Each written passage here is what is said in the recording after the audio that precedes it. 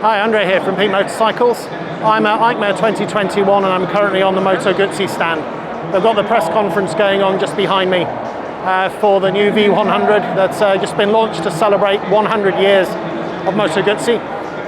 It's kind of busy, as you can see, but I'll see if I can find a way through and maybe get a proper look at the bike. I'll talk through anything I can find. So here we have the Moto Guzzi V100 Mandello. You can see the press conference going on in background. If your Italian's better than mine, you'll probably understand more of it than I do. The bike itself, I mean, it does look like an incredible piece of engineering. Everything just looks really nicely put together.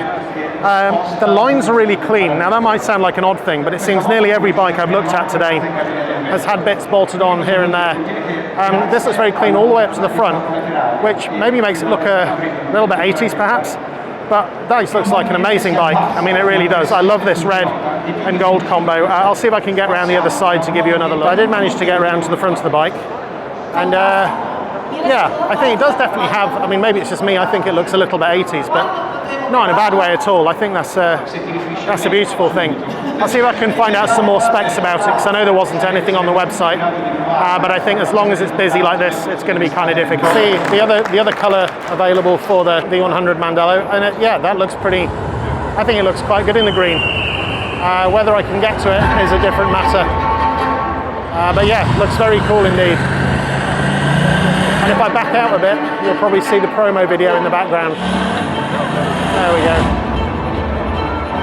So in the background you can still hear the end of the press conference, which is really, really loud. So it may be that you can't hear anything that I'm saying about the Tuareg. Anyway, here's the Tuareg in its natural habitat, supposedly in a sandy desert. Here's one of the bikes, and actually I quite like that in the yellow. Now someone had asked me about the bash guard and what it was fixed to. Under here, that actually looks like the bash guard is fixed to the exhaust, which is kind of strange. There's a bolt just in here which seems to go through the exhaust. Everything else, I can see some bolts just in there where it goes onto the engine.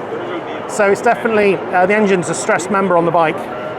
But yeah, that bash guard is definitely attached to the exhaust, which I've never seen before, and the engine.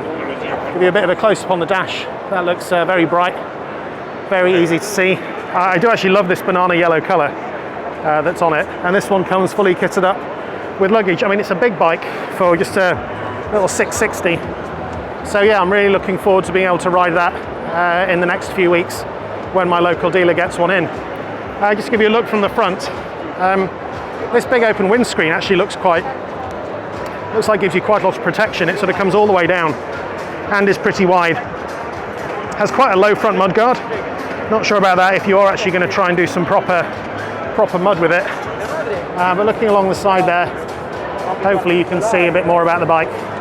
Right then, it's kind of busy in here, so I'll move on. This red is the other colour that's available in. So there's the blue and white, which is like the one that's up on the sand. And then this red and the yellow one. I actually quite like the yellow. I don't know if that's controversial or not. I'm just having a look at the bash guard on this side, because obviously there's no exhaust to attach it to. And just down in there, I can see that it's bolted on, and then there's another one underneath the bike. So yeah, I'm going to see if I can get to sit on that, or the yellow one, just to get a feel for it. But I won't film that because I think I'll drop my camera. So I have just had a quick sit on the new Aprilia 660 Tuareg. And it feels really nice. Now I know it's quite a heavy bike. I think it's just another 200 kilo middleweight, but actually I'm quite impressed by that. I think that does more for me than the Norden 901 did. I know they're not exactly competing, as this is 660 versus the 890 derived 901. But I think that's certainly some serious competition for the Tenere.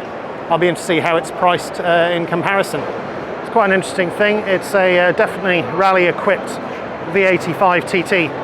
I've seen quite a few TTs around, and I think they look lovely. In fact, you can see on the shelves over there, they've got the red and white and the yellow, both of which look quite good.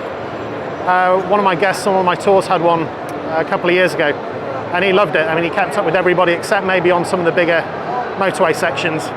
It's nice to see though that someone has actually got this one proper muddy and done some proper work on it.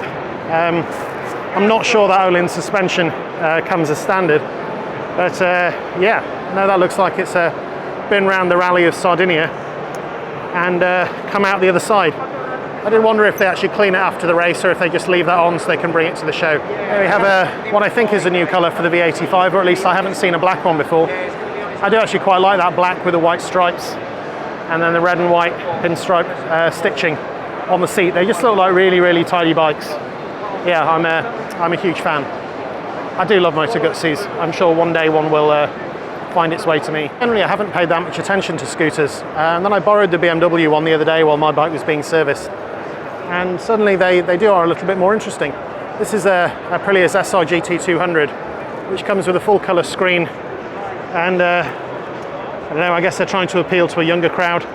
Maybe not exactly my sort of thing, but interesting to see them here. What I am going to do is go and have a look down at the Vespa part of the stand. And here we have lots of bright colours, lots of ladies wearing colours to match the bikes they're wearing. Yeah, one of the other bikes that's on my list as something to try and test ride is the Vespa 300 GTS. The same dealer near me that was going to have the Aprilia Tuareg in is also a Vespa dealer, so I am quite keen to try out one of those should the opportunity arise. I know that Vespa is celebrating 75 years this year, and they have this 75 special edition model that's out, which looks, well, I guess it's pretty much like any other. It does have a handbag on the back. I'm sure you get some records in there or something.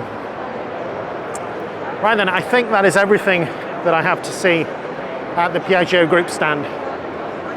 So with that, I think I'll find the exit and make my way out.